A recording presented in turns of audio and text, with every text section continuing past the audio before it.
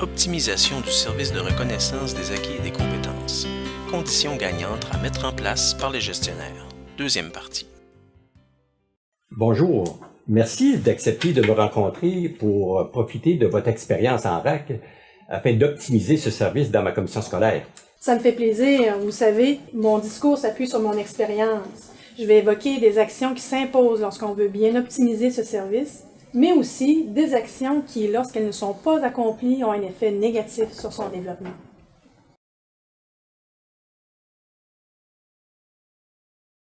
Vous allez assister à un entretien entre un gestionnaire et une experte conseil en reconnaissance des acquis et des compétences.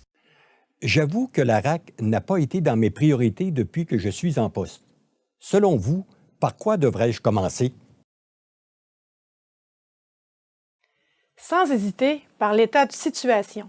Pour bien définir où vous souhaitez amener votre service, vous devez savoir où il se situe. Pour ce faire, 3 actions prévalent et se combinent. Vous devriez donner préséance à l'analyse des données administratives. Premièrement, il faut recueillir les données des 2 dernières années en termes de dossiers actifs, d'entrevues de validation et de compétences sanctionnées. Ces statistiques sont disponibles dans la base de données JAD. Ensuite, il faut comparer les revenus et les dépenses. Les allocations certifiées dans un relevé du ministère sont disponibles après le dernier bilan de chacune des années. Quant aux dépenses, si elles ont été bien codifiées, elles apparaissent dans l'historique du grand livre de la commission scolaire. À vous de voir ce qu'on y a inscrit et si les dépenses reliées aux conseillers et aux spécialistes de contenu y sont consignées. Cela va effectivement me permettre de mesurer le niveau d'activité et l'impact financier du service de RAC dans mon organisation. Mais en quoi va consister ma 3e action? Je vous propose de rencontrer les ressources qui sont affectées au dossier de la RAC, le conseiller, les spécialistes de contenu et le personnel de soutien. Que devrais-je retirer de cette rencontre? Elle vous permettra de compléter l'état de situation. Vous devriez animer cette rencontre sur 2 tableaux. Le premier sera consacré aux candidats. A-t-on répondu à toutes les demandes de service? Si ce n'est pas le cas, pourquoi? Quels ont été les programmes les plus sollicités? Généralement, quel est le délai entre le premier appel du candidat et l'entretien durant lequel on détermine si la RAC peut répondre à son besoin? Quel est le délai moyen pour que ce même candidat soit reçu en entrevue de validation? Quel est le pourcentage d'abandon entre l'accueil et l'entrevue de validation? Quel pourcentage de candidats abandonnent la démarche après l'entrevue de validation? Quel pourcentage de candidats complètent leur démarche? Le résultat voulu est de mesurer l'écart entre leurs objectifs et ce qu'ils atteignent avant de quitter. Je ne crois pas que l'on ait cumulé ces données. Je vois, mais vous devriez néanmoins pouvoir déduire certains éléments. Répond-on à ces dossiers avec empressement? Y a-t-il des balises permettant de mesurer l'efficacité du service? Quelle est la place de la RAC dans les priorités des intervenants? Fait-on preuve d'empathie face à ceux qui cognent courageusement à notre porte? La qualité d'un service de reconnaissance des acquis et des compétences s'apprécie par l'importance que l'on donne aux candidats. Vous devriez, après cette rencontre, vous faire une première opinion de sa qualité. D'accord, mais vous avez dit que je devais animer cette rencontre sur 2 tableaux. Quel sujet me proposez-vous d'aborder en 2e partie? Il vous faut connaître ce que pensent vos intervenants de la RAC et comment le service est offert. Comment perçoit-on les candidats de la RAC par rapport aux élèves de la formation professionnelle traditionnelle? Selon les intervenants, quelles difficultés rencontre-t-on? L'organisation du service est-elle efficace à chacune des étapes de la démarche? Offrons-nous des moyens diversifiés pour l'acquisition des compétences? A-t-on les outils d'évaluation adaptés à la clientèle en RAC? Dispose-t-on des ressources humaines nécessaires? Sont-elles suffisamment formées pour intervenir? Voilà autant de questions auxquelles il faut répondre. Oui, je constate que de procéder à un état de situation est un passage obligé. Je reconnais que chez nous, Mes consignes sont d'ordre général, peu appuyées de normes, d'attentes, de résultats attendus. Les dossiers de RAC s'ajoutent à des tâches déjà bien garnies. Comme il y a peu de dossiers, les intervenants doivent souvent se réapproprier la démarche à chacune des interventions. Le quotidien de la formation traditionnelle prend toute la place. On est davantage centré sur les élèves qui sont déjà dans la bâtisse. Le conseiller ne sait pas où se situe la RAC dans ses priorités. Former et soutenir les enseignants, encadrer les élèves en difficulté, coopérer aux activités de gestion et d'encadrement, intervenir au service aux entreprises. Et moi, j'avoue que mes préoccupations sont davantage axées sur l'aspect financier de l'ensemble des services.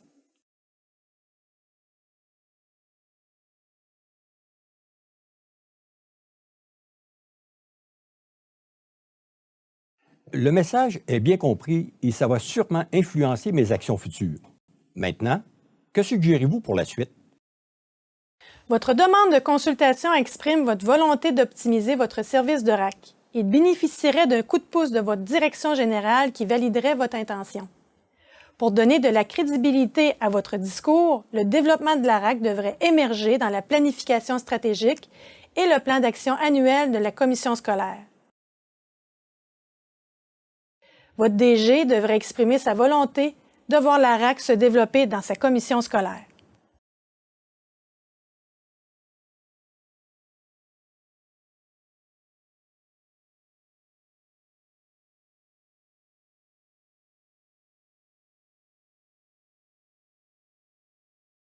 Effectivement, un tel message consoliderait mon orientation. Allons plus loin, je suis impatient de vous entendre. L'étape suivante sera de faire le choix du ou des programmes de départ. Il faut rationaliser ce choix en se rappelant que certains secteurs d'activité accueillent davantage de travailleurs non diplômés. 4 actions prédominent. La première est celle d'évaluer sur quoi repose l'économie de votre région et d'en identifier les secteurs d'activité comptant le plus d'emplois. La seconde est de cibler les programmes d'études de votre carte d'enseignement qui sont liés à ces secteurs d'activité. Il faut miser sur la probabilité que le nombre de candidats en RAC dans un programme d'études sera proportionnel au nombre de personnes qui occupent un emploi relié à ce programme. La troisième est de tenir compte des tendances sociales. Actuellement, par exemple, les emplois de préposés aux bénéficiaires et d'assistantes techniques en pharmacie diplômés sont en demande et on déplore le manque de soudeurs et de chauffeurs de camions qualifiés. Enfin, on peut référer aux programmes les plus populaires en RAC. Ces programmes sont identifiés sur le site Internet cracfp.ca. Un conseil, évitez de choisir un programme où vous aurez à faire face à la résistance d'un trop grand nombre de personnes de l'organisation. Par exemple, celles qui redoutent la compétition de la RAC ou qui voient celle-ci comme une surcharge de travail ou comme de la diplomation en rabais.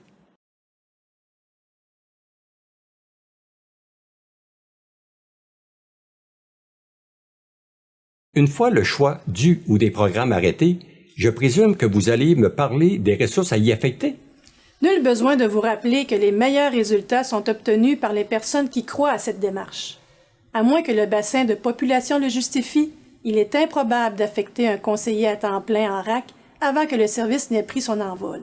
Mais, quel que soit le pourcentage de tâches que vous souhaiteriez voir consacré à la RAC, il faudra l'officialiser dans le plan d'effectifs. Si vous ne supervisez pas directement ce conseiller, vous contraindrez ainsi son supérieur immédiat à tenir compte de votre décision. Je fais mienne cette orientation et je comprends que si j'ai le choix, j'opterai pour un conseiller dont je peux réaménager la tâche pour faire place à la RAC. Qui croit à la philosophie de la RAC, qui situera son action dans un cadre de relations d'aide et d'accompagnement et qui proposera aux candidats ayant besoin d'acquérir des compétences des moyens adaptés à leur situation sans leur imposer une fréquentation en formation professionnelle à temps plein.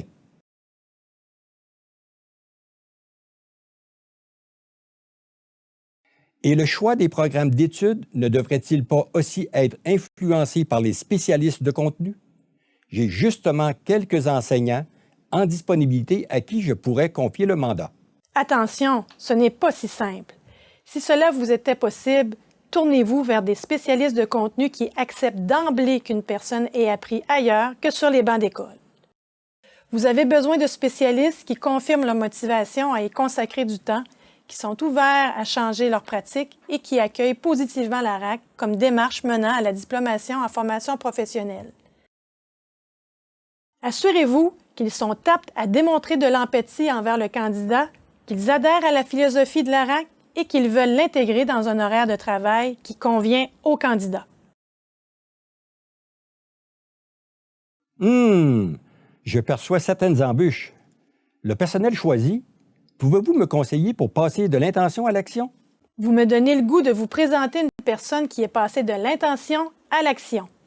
Bonjour, je me nomme Louise Roy, je suis directrice des centres d'éducation des adultes et de la formation professionnelle à la commission scolaire du Fleuve et des Lacs, qui est située au Bas-Saint-Laurent. Comme gestionnaire d'un service de formation professionnelle en région rurale à faible densité de population et doté d'une carte d'enseignement professionnel ne comptant que 5 programmes d'études, nous devons être à l'affût de toutes les opportunités de développement si on souhaite rendre accessibles tous les services auxquels notre population a droit. Le bassin de clientèle que nous desservons diminue constamment. Vous êtes tous au fait de la dévitalisation des régions au profit des grands centres. Je vais vous entretenir de ce que nous avons mis en place pour développer la RAC. Dans une perspective d'amélioration continue, j'ai mandaté une personne pour suivre le dossier de la RAC afin de m'assurer d'un encadrement incontournable quand on veut faire du développement. Cela s'est traduit par des rencontres périodiques avec la conseillère et les spécialistes de contenu. La promotion de la RAC est difficile et le service est peu connu. Nous avons misé sur quelques éléments sur lesquels nous avons mis beaucoup d'emphase, dont une entente régionale qui nous permet de gérer les dossiers de la RAC en partenariat dans certains programmes d'études. À l'accueil, mais surtout dans les délais de réponse et dans l'accompagnement de la clientèle à toutes les étapes de la démarche, nous avons une préoccupation constante de la qualité du service. Cela veut dire aider les candidats à préparer leur dossier, que ce soit pour l'obtention d'un certificat de naissance ou pour compléter leur curriculum vitae, les fiches descriptives. Nous demandons aux conseillers des autres commissions scolaires partenaires de l'entente de faire de même pour les candidats demeurant sur leur territoire. On travaille aussi à réduire l'écart entre le nombre de personnes qui s'intéressent à la RAC et à qui le service convient et le nombre de candidats qui se présentent à l'entrevue de validation. Pour l'acquisition des compétences, nous avons implanté un soutien individualisé. Fini le temps où on remettait des guides d'apprentissage ou un recueil de notes à un candidat en lui disant « Quand tu seras prêt à te faire évaluer, appelle-nous ». Dans les faits, on rend les spécialistes de contenu disponibles sur demande pour répondre aux questions et aider le candidat au cours de son cheminement. Nous avons également développé la formation en ligne synchrone pour certaines compétences qui sont plus difficiles à acquérir. On fonctionne avec des groupes de 4 à 5 candidats et selon l'horaire qui convient à tous. Ainsi, le délai d'attente pour suivre la formation est convenable et le taux de réussite est vraiment meilleur. On s'est également assuré de bien encadrer les ressources qui étaient affectées au service. Ainsi, on les habilite à intervenir à distance sur le plan des technologies, au regard des attitudes à privilégier sur les plans personnels et socio-affectifs et dans l'adaptation des stratégies d'enseignement. On va aussi loin que d'accompagner le spécialiste de contenu quand il offre de la formation en ligne. On a aussi dégagé des sommes pour bâtir des évaluations spécifiques tenant compte de la nature expérientielle des apprentissages qui réfèrent aux éléments de compétences nommés dans les fiches descriptives. En plus, nous avons investi dans le développement d'une instrumentation locale. Mais je crois qu'on bénéficie maintenant d'une publicité qui s'est faite de bouche à oreille. Notre volume d'activité a décuplé, l'équipe de la RAC est stable et les gens qui y travaillent y croient. Quand on voit la fierté des personnes qui ont obtenu un diplôme à la suite d'une démarche de RAC, cela confirme que c'est un service qui vaut la peine d'être développé.